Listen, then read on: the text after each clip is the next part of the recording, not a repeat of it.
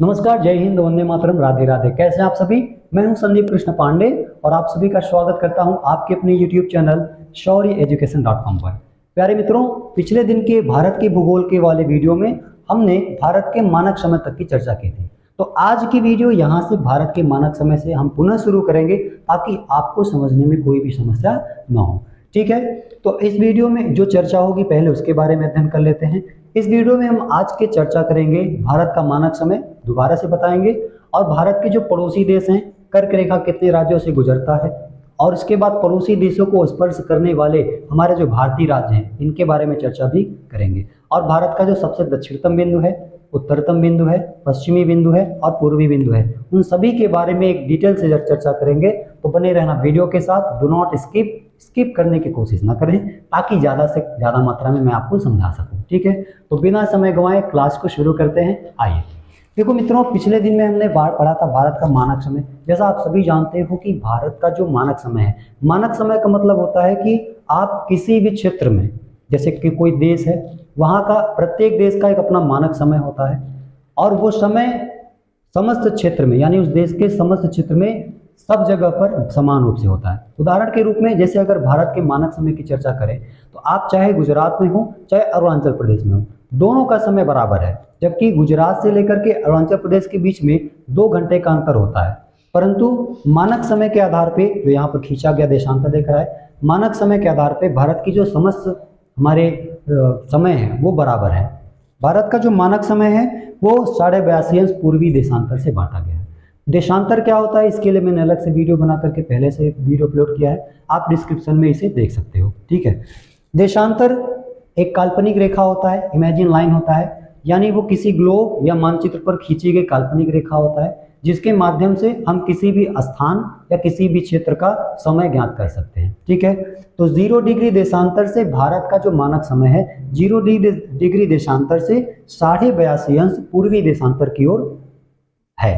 ठीक है, जो लगभग 5.5 घंटा आगे है। सर, आगे होने का कारण क्या है? आगे होने का कारण ये है कि जब आप 0 डिग्री देशांतर यानी ग्रीनविच कहाँ पर है? लंदन में है। जब आप ग्रीनविच से पूरब की तरफ जाते हैं तो आपका दिन बढ़ जाता है, यानी एक दिन की संख्या बढ़ जाती है। वही जब आप पश्चिम की तरफ जाते हैं तो आपका एक दिन कम हो जाता है। तो हमारा जो भारत है, आप ग्लोब में देखेंगे, हमारा भारत उत्तरी पूर्वी गोलार्ध में है। जब ग्लोब में देखेंगे तो भारत 82.5 अंश पूर्वी देशांतर पर है। तो सिंपल सा बात है, पूर्व में जाने पर दिन बढ़ता है, इसीलिए हमारा समय जो है वो लंदन से कितना आगे है? 5.5 घंटा। उदाहरण के तौर पे समझें तो अगर वर्तमान में घड़ी में 11 बज रहे हैं, रात के 11 बज रहे हैं, तो वहाँ पर शाम के 6 बजे होंगे। ठीक है, या 5:30 बजे होंगे, क्योंकि हम 5.5 घंटा आगे हैं। ठीक है, और ये जो हमारा 82.5 अंश पूर्वी देशांतर है, ये भारत के 5 राज्यों से गुजरता है। भारत का मानक समय कहाँ से निर्धारित किया गया है? ये बहुत बार परीक्षा में प्रश्न पूछा गया है, तो उसे भी आप याद रखना। कहाँ से निर्धारित किया गया है? भारत में इलाहाबाद के समीप नैनी है। ठीक है, वहाँ से गुजरने वाली रेखा कौन सी है? 82.5 है।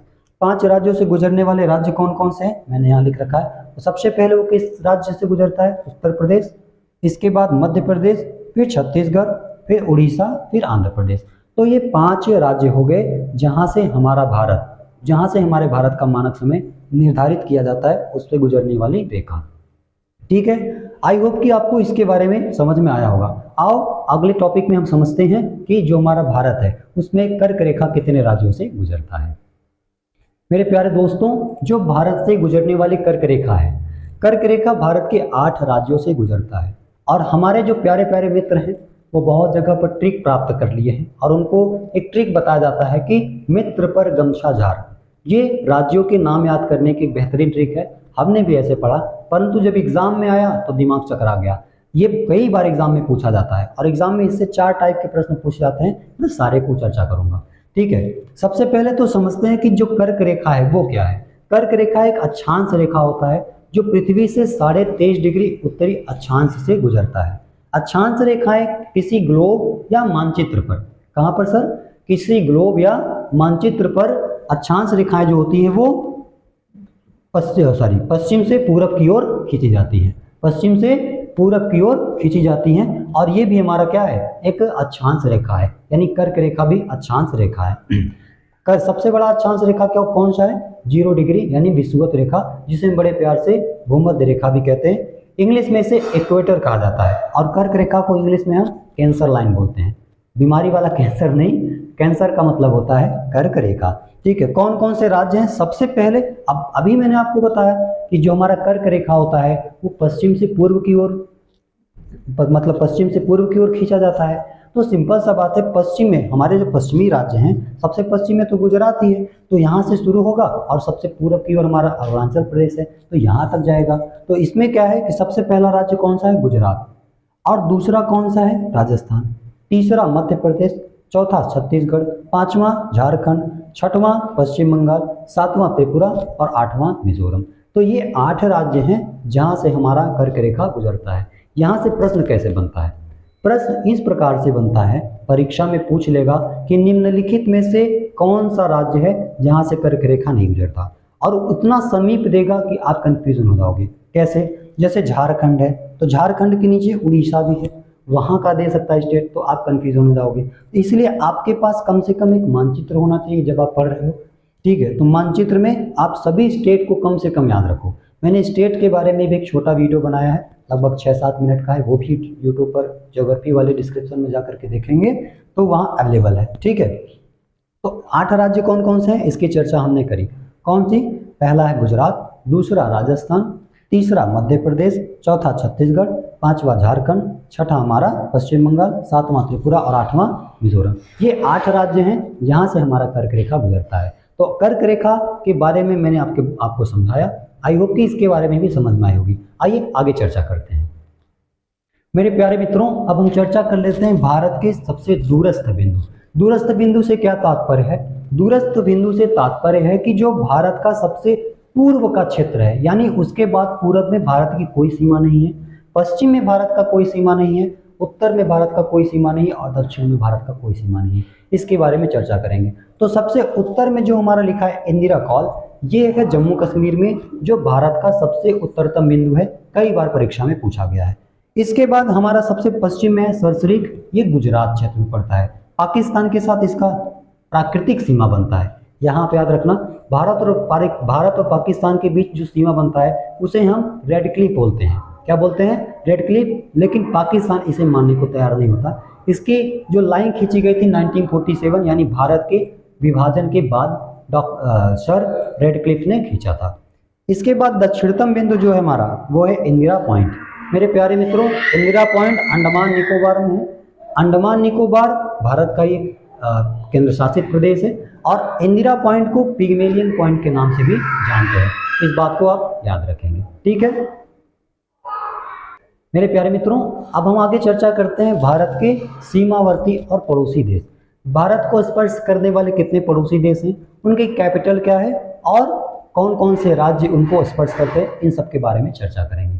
तो भारत को स्पर्श करने वाले हमारे कुल टोटल 7 देश हैं। 7 देश के बारे में बचपन से ही पढ़ाया जाता है। इनके बारे में आपको अच्छे से नॉलेज होना चाहिए, क्योंकि आप जब कंपटीशन की तैयारी कर रहे हो तो सिंपल सा बात है कि वहाँ पे भारत का भूगोल पूछा जाता है और भारत के भूगोल में आपको वहाँ पे लिखा ही रहता है कि भारत के पड़ोसी देशों के बारे में भी थोड़ा बहुत अध्ययन होना चाहिए। ठीक है, जैसे वहाँ का करेंसी क्या है, वहाँ का कैपिटल यानी राजधानी क्या है, ये सारी चीज़ें जब आपको पता होगी तभी आप एग्जाम में बैठने लायक हो। अन्यथा आप कक्षा 3 यानी सीबीएसई बोर्ड के कक्षा 3 के छात्र के बराबर भी नहीं हो मेरे हिसाब से। क्यों? क्योंकि आजकल सीबीएसई बोर्ड की क्लास में 4 5 में ये सब सारी चीज़ें दिए रहते हैं। अब कभी आप पुस्तक उठा के देखो। चलो टॉपिक पर चर्चा करते हैं। तो भारत के 7 पड़ोसी देश हैं। कौन कौन से हैं? सबसे पहले पाकिस्तान, दूसरा अफगानिस्तान, तीसरा चीन, नेपाल, भूटान, बांग्लादेश और म्यांमार।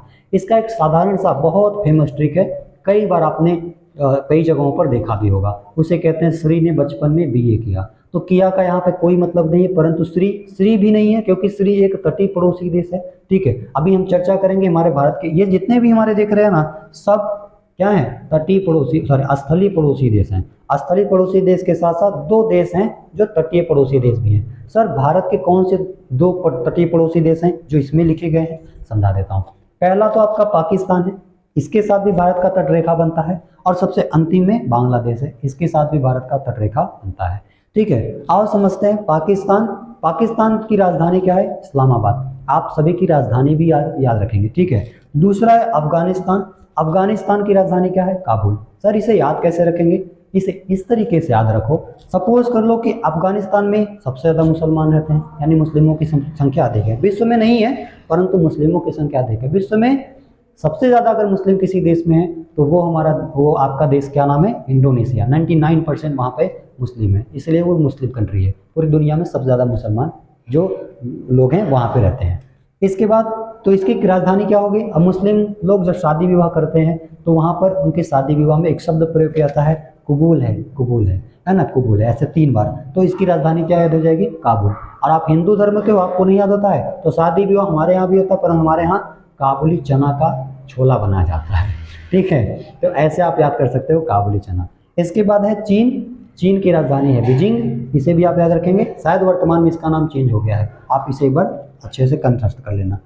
नेपाल है, नेपाल की राजधानी काठमांडू। काठमांडू से कैसे याद रखेंगे नेपाल की राजधानी? क्योंकि वहाँ पर पर्वत पठार है, ये सभी चीज़ें, और बहुत कट्ठ होते हैं। कट्ठ का मतलब बहुत ज़्यादा मजबूत होते हैं। तो ऐसे याद रखोगे कि नेपाल की राजधानी क्या हो गई? काठमांडू, ठीक है। इसके बाद हमारा क्या है? भूटान। भूटान की राजधानी थिम्पू। क्या है?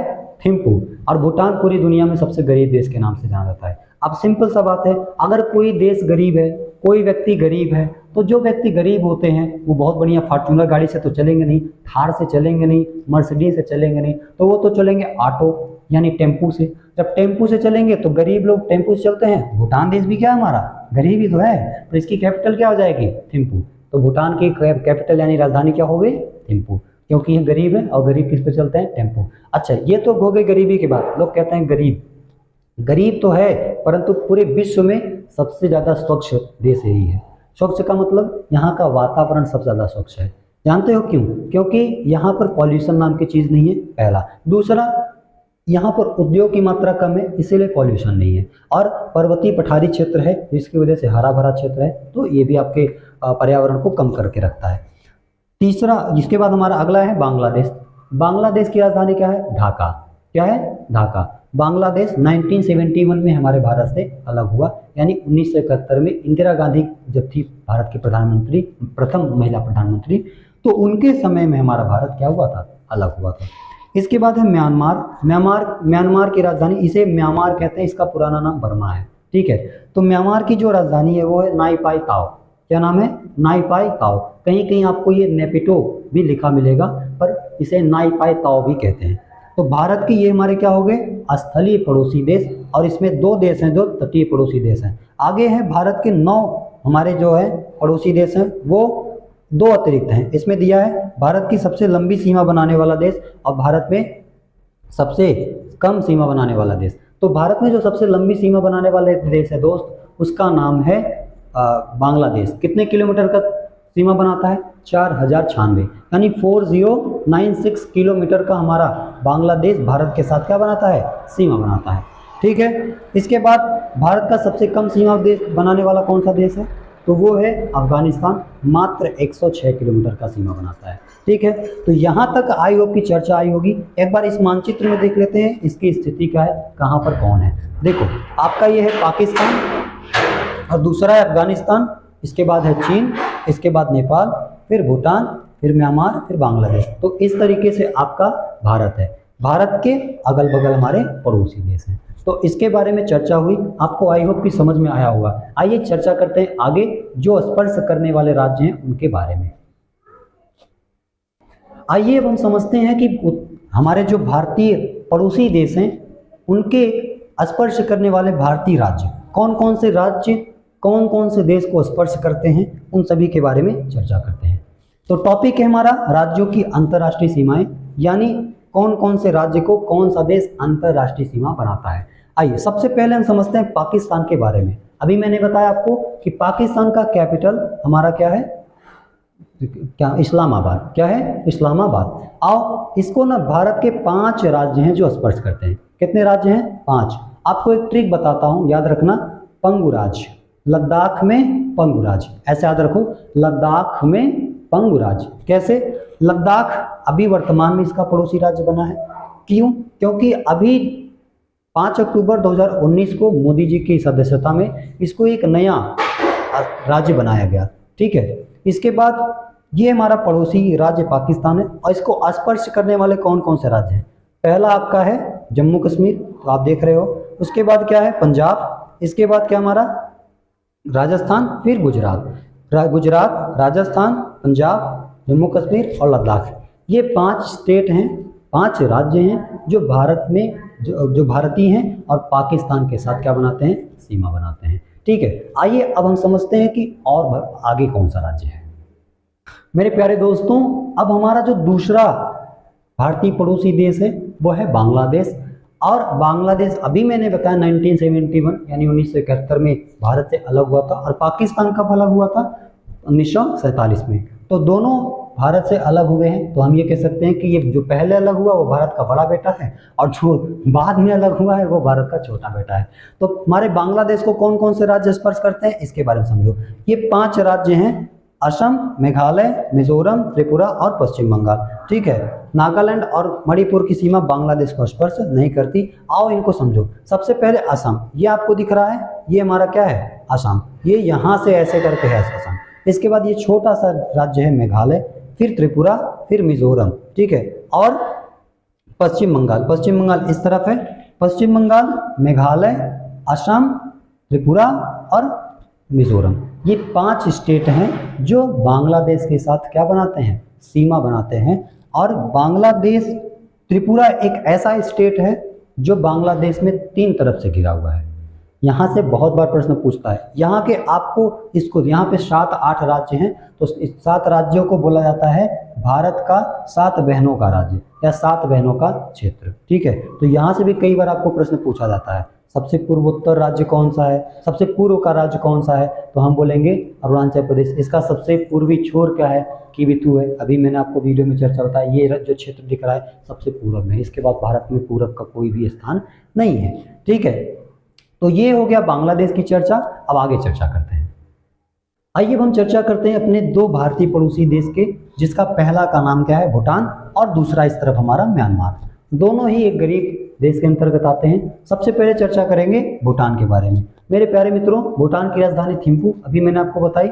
भूटान के पास यानी भूटान को स्पर्श करने वाले हमारे भारत के 4 स्टेट हैं, यानी 4 राज्य हैं। कौन कौन से? सबसे पहला असम, दूसरा अरुणाचल प्रदेश, तीसरा सिक्किम और चौथा पश्चिम बंगाल। तो ये आपका जो हरा वाला क्षेत्र दिख रहा है यही आपका है भूटान। तो इसको स्पर्श करने वाला सबसे पहला जो स्टेट है हमारा इधर अरुणाचल प्रदेश हो गया। यहाँ छोटा सा एक स्टेट है सिक्किम। सिक्किम भारत का राज्य नहीं था, परंतु बाद में ये खुद आकर के, जब चीन का दबाव पड़ा तो खुद आकर के भारत में सम्मिलित हो गया, जब भारत का संविधान बना था तब। इसके बाद बगल में पश्चिम बंगाल है। पश्चिम बंगाल की राजधानी क्या है? आपको पता है, कलकत्ता। और ये हमारा छोटा सा प्यारा सा राज्य असम। तो यहाँ से पहला राज्य असम, दूसरा अरुणाचल प्रदेश, तीसरा छोटा सा राज्य स्टेट है सिक्किम है, और इसके बाद हमारा इधर पश्चिम बंगाल है। तो ये 4 राज्य हैं जो भूटान को स्पर्श करते हैं। इधर हमारे बाएं हाथ की तरफ म्यांमार है। म्यांमार की राजधानी अभी मैंने आपको बताई, क्या है? नाइपाई ताओ। क्या नाम है? नाइपाई ताओ। तो ऐसे याद रखो, नेपिटो निपिटो करके आपको मिल जाएगा, कहीं ना कहीं ये लिखा होता है। तो इसको भी स्पर्श करने वाले भारत के 4 राज्य हैं। सबसे पहला तो सबसे भारत का पूर्वी राज्य है, कौन सा? एक देखो यहाँ पे बेल्ट बना हुआ है रहा सा ना, तो इसके तरफ जितना भी क्षेत्र है वो है म्यांमार का। म्यांमार यानी बर्मा, उसका पूरा नाम बर्मा है। तो यहाँ का जो क्षेत्र है वो क्या है? बर्मा। अब इसके किनारे किनारे जितने भी हमारे स्टेट होंगे सब किसको स्पर्श करेंगे? सिंपल सा बात है, म्यांमार को स्पर्श करेंगे। तो सबसे पहला इधर अरुणाचल प्रदेश हो गया। इसके बाद छोटा सा राज्य नागालैंड। नागालैंड ये एक ऐसा स्टेट है जहाँ की आज भी जो भाषा है वो है इंग्लिश है।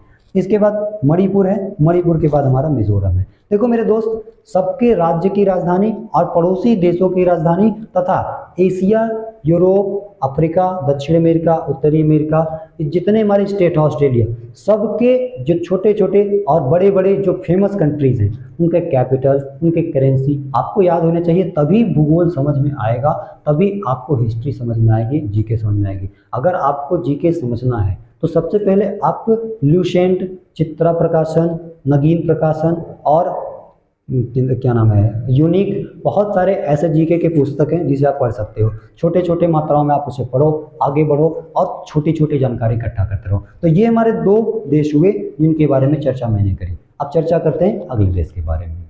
मेरे प्यारे मित्रों, जैसा कि मेरे दोनों हाथ की तरफ बाएं और दाएं दोनों तरफ आप देख रहे हो कि मानचित्र है, और ये मेरा भूटान स्टेट है, सॉरी भूटान देश है। इसके बारे में मैंने चर्चा किया, तो मुझे इसके बारे में दोबारा से डिटेल देने की आवश्यकता नहीं है। डिटेल देना है किसके बारे में? नेपाल के बारे में। तो नेपाल, मैंने इसके बारे में भी आपको समझाया, नेपाल को कौन कौन से राज्य स्पर्श करते हैं, आओ इसके बारे में समझते हैं। अभी तक मैंने भूटान के बारे में समझाया। नेपाल की राजधानी क्या है? काठमांडू। नेपाल को स्पर्श करने वाले भारत के 5 राज्य हैं। कितने राज्य हैं सर? 5 राज्य हैं। कौन कौन से? सबसे पहला आपका है अपना राज्य यानी यूपी, और यहाँ यूपी जीएस स्पेशल जब आपको पढ़ाऊंगा तो उसमें आपको बताऊंगा कि उत्तर प्रदेश के कौन कौन से जिले हैं जो किसको स्पर्श करते हैं? नेपाल को। तो यहाँ तो अभी मैं आपको सभी जिलों के नाम नहीं बताऊंगा, ठीक है। सबसे बड़ा लखीमपुर खीरी है, उत्तर प्रदेश का सबसे बड़ा क्षेत्रफल के दृष्टि से जिला है, वो भी नेपाल को स्पर्श करता है, ठीक है। तो यहाँ तो छोटी जानकारी दे रहा हूँ, 7 जिले हैं। कितने जिले? 7 जिले हैं उत्तर प्रदेश के, जो किसके साथ सीमा बनाते हैं? नेपाल के साथ। किसके साथ? नेपाल के साथ। इसके बाद बिहार है, बिहार की भी राजधानी आपको पता है पटना, ठीक है। उत्तराखंड, इसके बाद पश्चिम बंगाल, सिक्किम। तो यहाँ आप देख सकते हो ये नेपाल एक बेल्ट ऐसे बनाया हुआ है। तो यहाँ से हमारा उत्तर प्रदेश हो गया, बिहार हो गया, उत्तराखंड इधर ऊपर है, उत्तराखंड हो गया, बगल में हमारे ये पश्चिम बंगाल ये भी टच कर रहा है, और हरा वाला हमारा सिक्किम है। तो इतने 5 राज्य हैं जो किसको स्पर्श करते हैं? नेपाल को स्पर्श करते हैं। तो आई होप कि आप लोगों को मजा और समझ में जरूर आ रहा होगा। समझ में आ रहा है तो एक बार लाइक और एक बार अपने दोस्तों को शेयर करो। देखो, सब्सक्राइब करने के लिए मैं कभी नहीं बोलता, और अब तो बोलूँगा, ठीक है। क्यों? क्योंकि कंटेंट अच्छा लगेगा तो you will also subscribe, me no need to say, ठीक है। तो अब आइए समझते हैं अपने भारत के अगली चीज़ों के बारे में। मेरे प्यारे मित्रों, दोस्तों, अब आप स्क्रीन पर देख पा रहे हो एक बड़ा सा आधा मानचित्र है भारत का, और इसमें यहाँ पर लिखा हुआ है चीन। चीन का कैपिटल मैंने बताया बीजिंग, और चीन को स्पर्श करने वाले भी भारत के 5 स्टेट हैं, ठीक है। यहाँ से समझेंगे हम लोग चीन के बारे में। देखो, चीन हमसे हर चीज़ में आगे है। इसका जो क्षेत्रफल है वो भी भारत से लगभग 2 गुना 2.5 गुना बड़ा है, ठीक है। इसके बाद हर चीज़ में, चावल के उत्पादन में, गेहूं के उत्पादन में, ठीक है, और मक्का, हर चीज़ के उत्पादन में चीन हमसे आगे है। जनसंख्या के उत्पादन में भी आगे था, परंतु 2022 में भारत वाले 142 करोड़ की जनसंख्या लेकर के चीन वाले को भी पीछा कर दिए। यानी जनसंख्या में पहले नंबर पर भारत आ गया और चीन पीछे हो गया। तो हमने केवल एक काम में पीछे कर दिया इंडिया को, सॉरी चीन को, किसमें? जनसंख्या। बाकी आज भी उसी के पीछे लगे हुए हैं। तो अब कभी भी जीके पढ़ोगे उत्पादन क्षेत्र में सबसे ज़्यादा, जैसे कोयला, तो कोयला चीन उत्पादन करता है, दूसरे नंबर पर हम आ जाते हैं, ठीक है। और भी चीज़ें, यानी चीन के पीछे पीछे लगे हैं हम, ठीक है। आओ समझते हैं 5 राज्य कौन कौन से हैं। सबसे पहले तो इसको स्पर्श करता है सिक्किम, जो ऊपर के आप देख रहे हो ना, जम्मू कश्मीर, अभी तो लद्दाख हो गया, तो लद्दाख यहाँ पे दिख रहा होगा, ठीक है। लद्दाख है, हिमाचल प्रदेश, उत्तराखंड, सिक्किम और अरुणाचल प्रदेश। यानी यहाँ से जब आप आओगे, ये लद्दाख, हिमाचल प्रदेश, उत्तराखंड, भाई देखो उत्तर प्रदेश स्पर्श नहीं करता। अगर उत्तर प्रदेश स्पर्श करता तो मैं गारंटी लेके कह सकता हूँ कि उत्तर प्रदेश तो भैया बताने की आवश्यकता नहीं यार, कैसे यहाँ के लोग हैं, ठीक है, वो सब फोड़ फाड़ के बराबर कर देते, ठीक है। इसके बाद हमारा क्या नाम है? सिक्किम और पश्चिम क्या नाम है जी? अरुणाचल प्रदेश। तो ये जो ऊपर ऊपर के राज्य हैं, ठीक है, यहाँ पे सिक्किम है, यहाँ पे सिक्किम को भी मैंने बताया ना, सिक्किम को पाकिस्तान, सॉरी चीन प्रेशर दे रहा था कि मेरे अंदर तुम आ जाओ। इसने देखा कि भारत का जब संविधान के बारे में जब चर्चा करूंगा, मैंने शायद संविधान के वीडियो में भी इसके बारे में चर्चा करी है, तो वहां से आप देखना वीडियो में, डिस्क्रिप्शन में जाके कॉन्स्टिट्यूशन का वहां पे मैंने दे दिया है। तो सिक्किम, उसके बाद अरुणाचल प्रदेश। तो जो ऊपर ऊपर के राज्य हैं वो किसको स्पर्श करते हैं सर? चीन को स्पर्श करते हैं। तो भारत के साथ, भारत के 5 स्टेट हैं जो चीन के साथ सीमा बनाते हैं। वो स्टेट का नाम मैंने यहाँ लिख रखा है, लद्दाख, हिमाचल प्रदेश, उत्तराखंड, सिक्किम और अरुणाचल प्रदेश, ठीक है। अरुणा मामी ऐसे करके याद रखो, नहीं ये तो दूसरे चीज़ का ट्रिक है। तो यहाँ से आज चीन से ही ऐसे करके कोई ट्रिक मैंने बनाया था, मुझे अभी याद नहीं आ रहा है, ठीक है। तो आप इसको ऐसे याद करो, नोट डाउन करते रहना मेरे बच्चा, क्योंकि नोट डाउन नहीं करोगे तो मेरे पढ़ाने का कोई मतलब नहीं, आपके ऐसे मोबाइल लेकर के देखने का कोई मतलब नहीं है, ठीक है।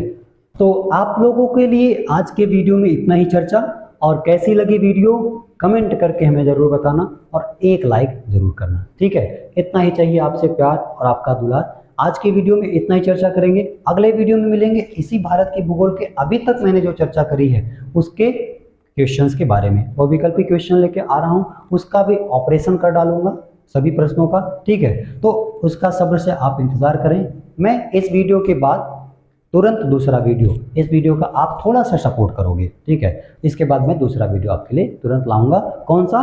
प्रश्न बनाने का, यानी इससे रिलेटेड प्रश्न कैसे बनते हैं, एग्जाम में किस प्रकार के प्रश्न पूछे जा सकते हैं, उन सभी की चर्चा होगी अगले वीडियो में। आज के लिए इतना ही, तब तक के लिए धन्यवाद। जय हिंद, वंदे मातरम, राधे राधे।